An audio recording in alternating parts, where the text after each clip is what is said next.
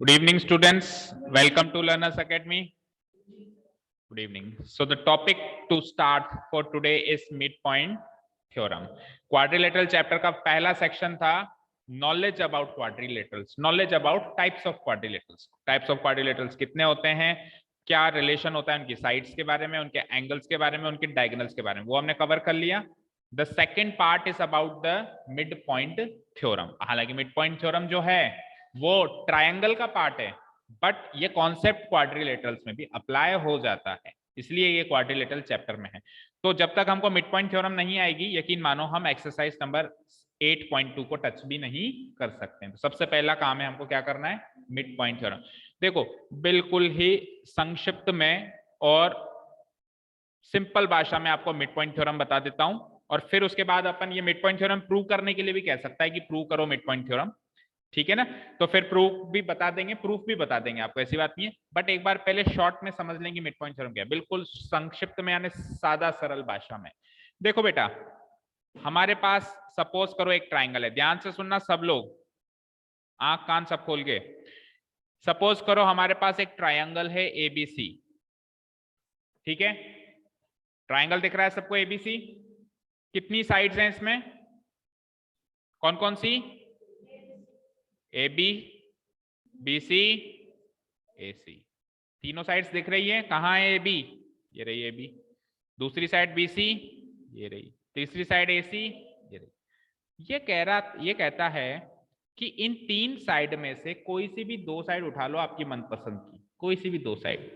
तो सपोज करो मैं ए बी और ए सी उठा लेता हूं. कौन कौन सी उठा लेता हूं? ए बी और ए सी उठा ली. इस ए बी का मिड पॉइंट पकड़ो.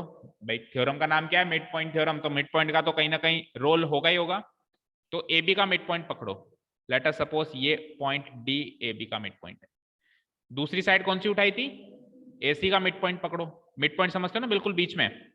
लेट अस सपोज कि ये ए सी, ये इसका ई मान लेता हूं, ये इसका मिड पॉइंट है, राइट. अब मिड पॉइंट से मिड पॉइंट को जोड़ के एक लाइन सेगमेंट बनाओ. जोड़ ली तो लाइन सेगमेंट डीई बन गई. तो ये क्या कहता है कि जब आप ऐसे लाइन सेगमेंट जोड़ते हो मिड पॉइंट से मिड पॉइंट पे, तो ये जो लाइन सेगमेंट है ये इस ट्रायंगल की तीसरी साइड जो बच गई, कौन सी बच गई? कौन सी बच गई भाई? ए बी ए सी तो यूज कर ली ना आपने, तीसरी कौन सी बची? ये तीसरी साइड की पैरेलल होगी. यानी ये डीई किसके पैरेलल होगी? बीसी के. और तो और यही डीई जो होगी तीसरी साइड की लंबाई की आधी लंबाई की भी होगी. मतलब बीई बीसी अगर 8 सेंटीमीटर की है तो डीई उसकी आधी होगी, 4 सेंटीमीटर की होगी. मान लो ये 10 सेंटीमीटर की है तो ये उसकी आधी होगी. कितने सेंटीमीटर की होगी? 5 सेंटीमीटर. एक पहली बात तो क्या होगी? पैरेलल होगी. दूसरी बात क्या होगी? उसकी लंबाई की आधी होगी, हाफ होगी. समझ आई? सबको समझ आई? एक ट्राइंगल के किसी भी दो साइड के मिड पॉइंट को जोड़ने वाली लाइन सेगमेंट तीसरी साइड के पैरेलल होती है और हाफ होती है. ऐसा कौन कहता है? ऐसा मिड पॉइंट थ्योरम वाले बाबा जी कहते हैं. ठीक है, क्लियर है? चलो अब अपन थोड़ा मैथमेटिकली. हाँ, अब देखो जरूरी नहीं है कि हम केवल यही दो साइड पकड़ें. सपोज करो सर आपने कहा था कोई सी भी दो साइड पकड़नी है, हम कोई और दो साइड पकड़ लें. पकड़ सकते हो. लेट अस सपोज कि एक तो ए बी है ना, एक तो ए बी, और एक बीसी का मिड पॉइंट ले लेता हूं. तो बीसी का mid point let us suppose ये है ई. अब इन दोनों को जोड़ो तो ये जो डीई बनी, अब ये तीसरी साइड कौन सी है? ए सी. भाई ए बी और बी सी यूज कर ली तो तीसरी साइड कौन सी है? तो अब की बार डीई किसके पैरेलल होगी? एसी के. और ये डीई किसके आधी होगी? एसी के ही आधी भी होगी. तो कोई सी भी दो साइड पकड़ के अगर आप मिड पॉइंट से मिड पॉइंट मिला के लाइन सेगमेंट बनाओगे तो तीसरी साइड के हाफ बनेगी और पैरेलल बनेगी. ऐसा मिड पॉइंट थ्योरम कहते हैं. ट्राइंगल कैसा भी हो सकता है, any triangle you like, any triangle you like. ठीक है, क्लियर है? कोई डाउट नहीं है? ठीक है. अब थोड़ा सा मैथमेटिकली स्टेटमेंट हमने लिखा हुआ है उसको रिवाइज करते हैं. देखो स्टेटमेंट क्या कहता है? The line segment joining the mid points of any two sides of A triangle. एक ट्राइंगल के एनी टू साइड्स, कोई सी भी दो साइड्स के मिड पॉइंट्स को ज्वाइन करने वाली लाइन सेगमेंट जो होती है वो पैरेलल होती है तीसरी साइड ऑफ द ट्राइंगल के. देखो मिड पॉइंट थ्योरम तो मेन बात यही कहती है कि वो पैरेलल होती है. लेकिन मिड पॉइंट थ्योरम का रिजल्ट ये कहता है कि वो हाफ भी होती है। मेन मिड पॉइंट थ्योरम जो बात करेंगे ना, मिड पॉइंट थ्योरम की मेन बात तो वो पैरेलल वाली बात है कि वो जो लाइन सेगमेंट है तीसरी साइड की क्या होती है, पैरेलल होती है, ये मेन बात है। और एक सेकेंडरी बात और है कि वो उसकी लंबाई की क्या होती है, हाफ भी होती है। ठीक है। ऑल्सो ऑल्सो अब देखो दूसरा पॉइंट है, ये पैरेलल वाली बात तो यहाँ पे खत्म हो गई third side of the triangle पे। फिर उसके बाद हाफ वाली बात, also the length of the line segment, इस लाइन सेगमेंट की जो लंबाई होगी वो बराबर होगी उस तीसरी साइड के लंबाई के हाफ के बराबर होगी। Is that clear? कोई डाउट नहीं है? ठीक है। चलिए अब इसका प्रूफ आता है एग्जाम में अक्सर, किसको प्रूफ करके बताओ। देखो एक ट्राइंगल बन गया हमारे पास एबीसी, ठीक है। AB का मिड पॉइंट क्या पकड़ा, P, BC का AC का मिड पॉइंट क्या पकड़ा, Q। तो देखो इन triangle ABC, if P is the mid point of AB, Q is the mid point of AC, तो PQ को ज्वाइन करने वाली लाइन सेगमेंट PQ ही कहलाएगी। तो by using mid point theorem हम ये कह सकते हैं, then by using mid point theorem हम ये कह सकते हैं कि इस P और इस Q को ज्वाइन करने वाली जो लाइन सेगमेंट PQ बनेगी वो तीसरी साइड BC होगी ना। देखो AB यूज हो गई, AC यूज हो गई, तो तीसरी साइड कौन सी है, BC की क्या होगी, पैरेलल भी होगी, और यही PQ BC की लंबाई की हाफ भी होगी। ठीक है। प्रूफ नहीं किया था क्या हमने, किया है इसके नीचे, किया है ना, नहीं किया? अच्छा कन्वर्स, पहले कन्वर्स सुन लो। कन्वर्स का मतलब क्या होता है, उल्टा। तो कन्वर्स क्या कहेगा, देखो जो बात अभी हमने कही वो उसको उल्टे फॉर्म में लो। कन्वर्स ये कहता है कि लेट अस सपोज ये A B C, ये P, ये Q। देखो पहले तो मिड पॉइंट थ्योरम क्या कहता है सुनना। मिड पॉइंट थ्योरम के गिवन पॉइंट्स ये होते हैं कि P तो AB का मिड पॉइंट है, P क्या है, AB का क्या है, मिड पॉइंट। और दूसरा गिवन पॉइंट क्या होता है कि Q AC का मिड पॉइंट है। दूसरा मिड गिवन पॉइंट क्या होता है, Q AC का मिड पॉइंट है। और इसका रिजल्ट क्या होता है, ये तो हो गए दो गिवन पॉइंट। अब मिड पॉइंट थ्योरम जब अपन अप्लाई करते हैं तो रिजल्ट में क्या निकल के आता है, रिजल्ट में ये निकल के आता है कि PQ इक्वल्स पैरेलल टू तीसरी साइड AB AC के अलावा तीसरी साइड BC। अब वो इक्वल टू हाफ वाली बात भी है वैसे तो, पर उसको एक बार छोड़ो, एक बार पैरेलल वाली बात पकड़ो। तो देखो ध्यान से, ध्यान से देखो, हाँ हाँ हाँ, तो क्यों नहीं हो सकती? पैरेलल का मतलब क्या होता है, पैरेलल का मतलब बराबर थोड़ा होता है। पैरेलल का मतलब होता है वो दोनों कभी मिलेंगी नहीं। पैरेलल का मतलब क्या होता है, उनके बीच की दूरी बराबर है। इसको PQ को इस साइड कितना भी एक्सटेंड करो, इसको भी कितना भी एक्सटेंड करो, इसको भी कितना भी एक्सटेंड करो, इसको भी कितना भी एक्सटेंड करो, ये दोनों लाइन एक दूसरे से कभी मिलेंगी नहीं। पैरेलल का मतलब तो वो होता है ना,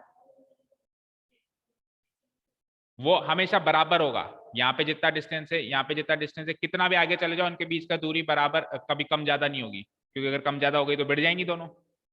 ठीक है, समझ में आई बात, क्लियर है यहां तक?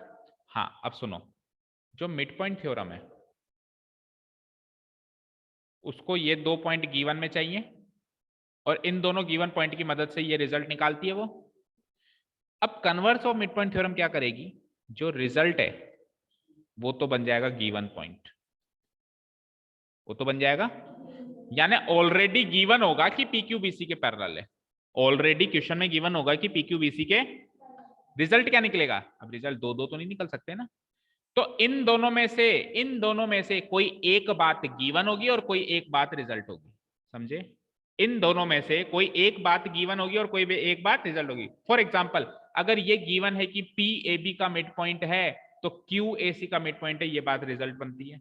और अगर ये बात गिवन है कि QAC का मिड पॉइंट है तो PAB का मिड पॉइंट है, ये बात रिजल्ट बन जाएगी, समझे? Converse of mid point theorem आपको दो बातें में गिवन में देगी। एक बात गिवन में क्या देगी कि PQ जो है BC के पैरेलल, ये तो 100% गिवन में मिलेगा ही मिलेगा। और इन दोनों में से कोई एक चीज और आपको गिवन, यानी कुल मिला के वो भी दो, मिड पॉइंट थ्योरम में भी दो बातें गिवन थी, अभी भी दो बातें गिवन होंगी, है ना।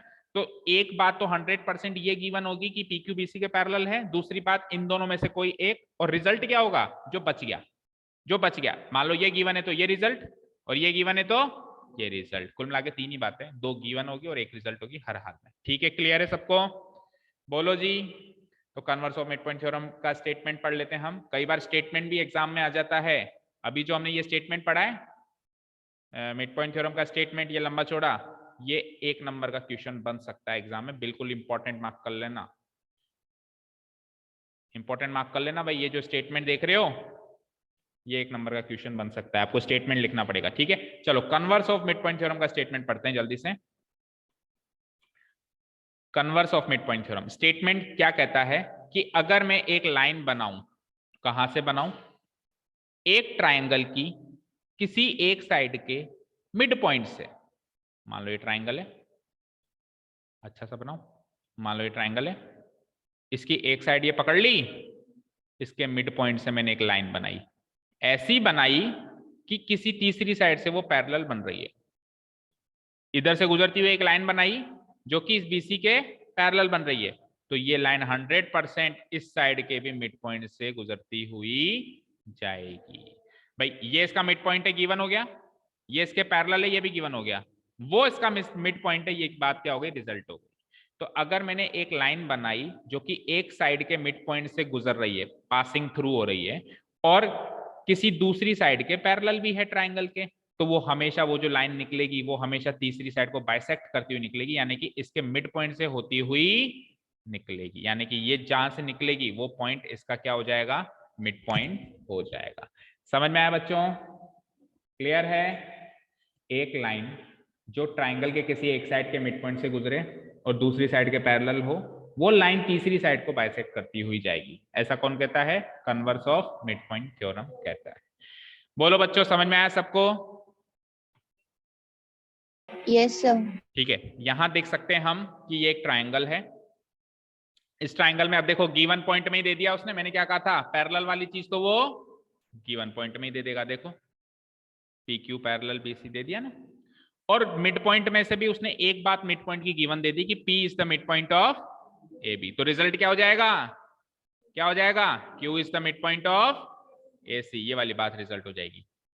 ठीक है, अब देखो और लगा दिया इसने, और लगाने का मतलब है कि अगर P is the mid point of A B दे दिया, देखो थोड़ा नीचे करता हूं मैं स्क्रॉल, हाँ अब पढ़ो इस चीज को पूरे को, अगर P is the mid point of A B दे दिया तो Q is the mid point of A C result है, और अगर Q is the mid point of A C given में दे दिया तो P is the mid point of A B result. समझ आया भाई, ये बात दे दी तो ये रिजल्ट है, और Q is the mid point of A C वाली बात दे दी तो ये रिजल्ट है, क्योंकि इन दोनों में से कोई एक बात गिवन में वो देगा, और साथ में वो तो देगा ही देगा कि P Q parallel A B, P Q parallel B C, P Q parallel B C तो 100% कंपलसरी है गिवन में देना, और इन दोनों में से कोई एक बात गिवन में देना उसको जरूरी है, जो भी देगा उसकी उल्टी बात रिजल्ट बनेगी। Then by using the converse of mid point theorem हम कह सकते हैं कि ये इसका रिजल्ट है और ये इसका रिजल्ट है।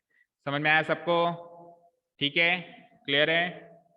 चलते हैं, इसका प्रूफ है क्या, नहीं किया था हमने, because proof is not important in your course, आपको प्रूफ करने की जरूरत नहीं है, कोर्स में ही नहीं है। सीधे चलते हैं एक्सरसाइज पे, 2 क्वेश्चन हमने शायद कर लिए थे इसके, तो हम फटाफट से पहले उन 2 क्वेश्चन को रिवाइज करेंगे। First of all exercise number 8.2, quite easy, शुरू के 2 क्वेश्चंस पढ़ते हैं। मीटिंग चेंज करें, ओके मीटिंग चेंज करके वापस आओ बच्चों, leave the meeting and join again.